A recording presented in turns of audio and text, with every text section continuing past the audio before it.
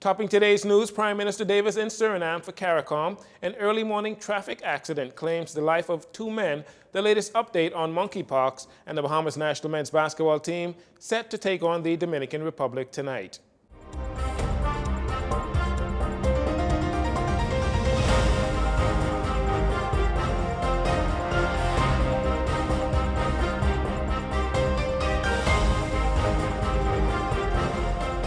Good evening, Bahamas. I'm Jcn News. This is your Jcn Evening News. Thanks for joining us. The Republic of Suriname is where Caribbean community leaders, or CARICOM world leaders, are gathered for the 43rd regular meeting of the heads of government, the first in-person meeting in nearly 3 years due to the COVID-19 pandemic. Prime Minister Philip Davis, in his remarks at the opening, called on the Caribbean community to join forces and stand together on matters of mutual interest, including the economic constraints and vulnerabilities inherent to small island developing states, the ongoing COVID pandemic, a global inflation crisis, and the existential threat posed by climate change. It is striking that so many of our most urgent struggles derive in great part from external causes. We are each responsible for making our individual country stronger and more resilient to the impact of external events. But the history of our region makes clear that we can have a greater impact if we also join forces and stand together. The Bahamas is one of the 10 countries in the world most vulnerable to climate change. While every country in the world is facing adverse and extreme weather events, the countries in our region face extraordinary and immediate risk. We have heard for many, many years about the good intentions of others. I know you join me in seeing the urgency of moving beyond promises and pledges. It's time for action.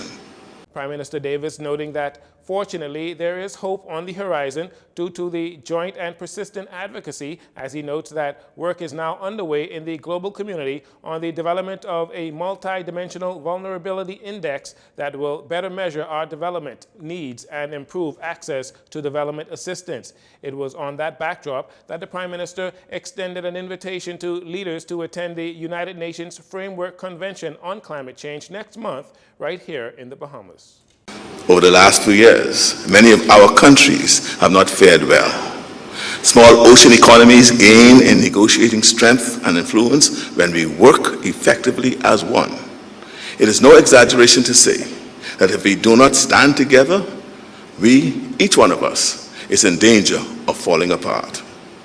The deadline to attain the 2030 Sustainable Development Goals agenda is a mere 8 years away. Many of us are lagging in critical areas. There's no time to waste. So, what is standing in our way?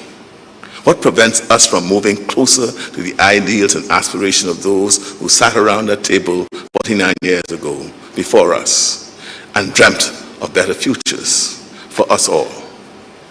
Friends, while the world's problems do wash up on our shores, sometimes we contribute to standing in the way of our own progress. The business session of CARICOM continues on Tuesday with Foreign Affairs Minister Fred Mitchell leading the remaining delegation as Prime Minister Davis returns to the country this evening. A double traffic fatality early this morning leaves two families mourning the death of loved ones. The country's latest traffic fatality claimed the lives of two males believed to be in their mid-20s. According to Police Press Liaison Officer Superintendent Audley Peters, the men died in a collision involving a garbage truck shortly before 5 a.m.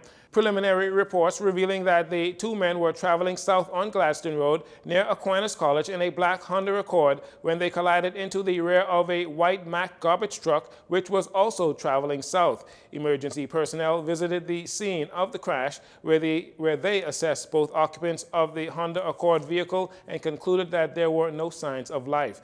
The coroner also visited the scene and was appraised of the facts.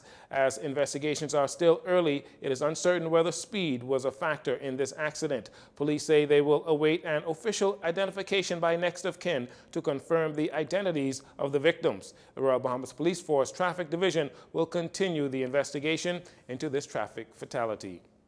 Today, the Minister of Health and Wellness, Dr. Michael Dowell, gave an update on the suspected Bahamian case of monkeypox. He says the individual has been released from quarantine and is now asymptomatic, but they are still awaiting test results. The case is being monitored. The case was actually in quarantine, was released, and the serology test is still pending. Hopefully by the end of the week we would get those serology tests, but the patient is no longer symptomatic.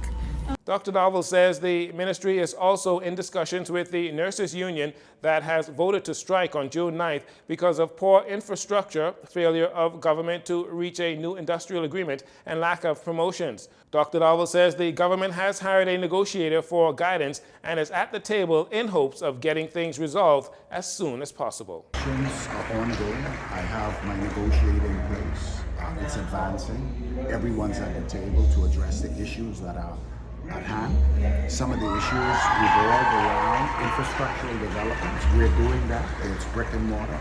And so we feel that we are moving and we want to stay at the table to resolve these issues. Work with all of the unions, as a matter of fact. Well, you know, for me, I'm the Minister of Health. I've hired a negotiator to guide us. I've given him his mandate to get this thing sorted out as soon as possible.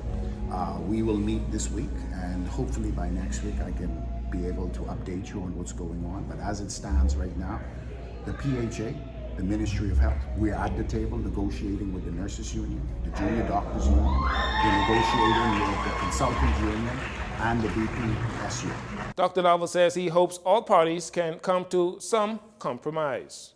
The Doctors Hospital Institute of Learning held its first graduation ceremony today at Evangelistic Temple with over 100 students receiving certifications in various areas in the healthcare system. CEO and president of the Institute, Dr. Charles Diggins, says they offer unique programs unlike the traditional medical careers.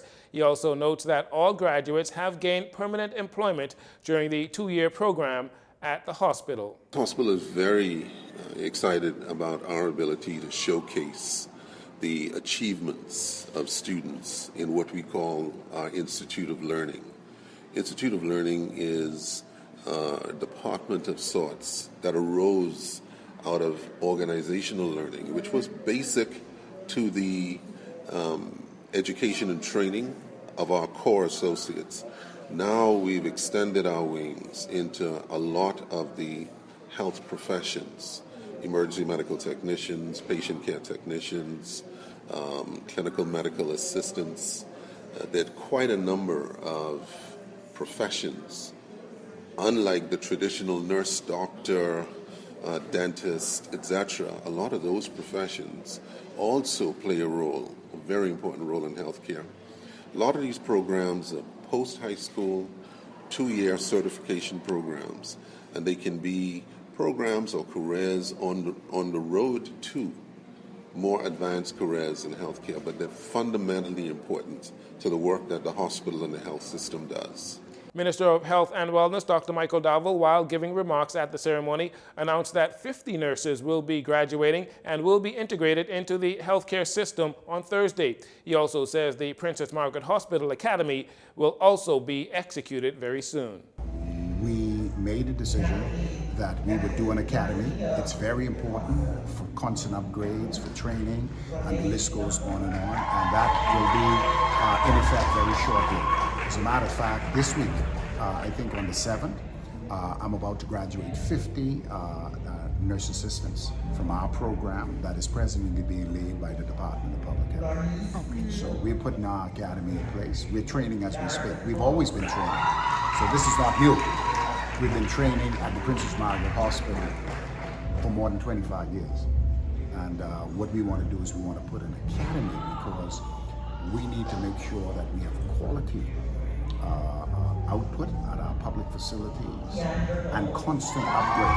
And so we need our institute in place. Dr. Dowell says these initiatives are all in an effort to increase manpower and resources to provide quality service.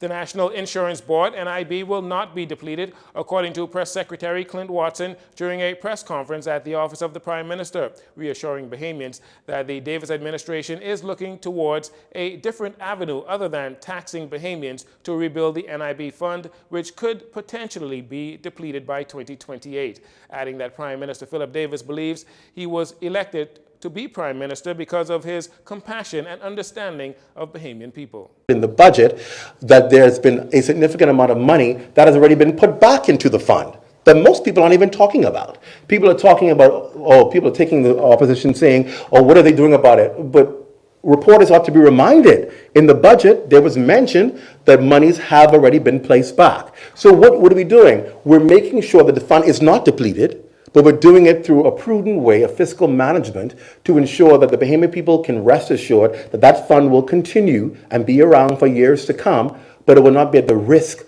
of their financial stability right now during a difficult time.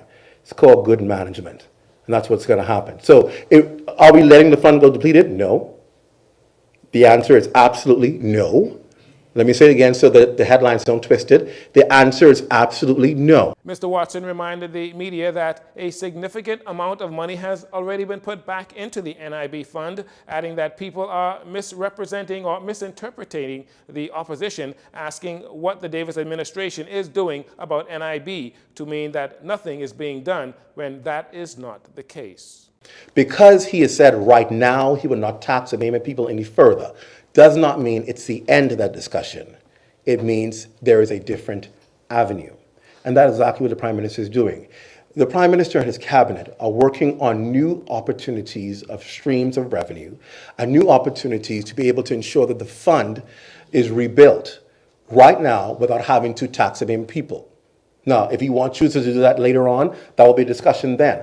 Right now, he has said that he has to be able to ensure that the Bahamian people can manage. Last week, Prime Minister Davis said a rise in NIB contributions will not be ruled out until the government decides to accept or refuse suggestions by experts regarding the sustainability of NIB's fund. It has been reported that the contribution rate towards NIB would need to be increased by 2% and continue increasing every 2 years until 2036 to ensure the fund's stability.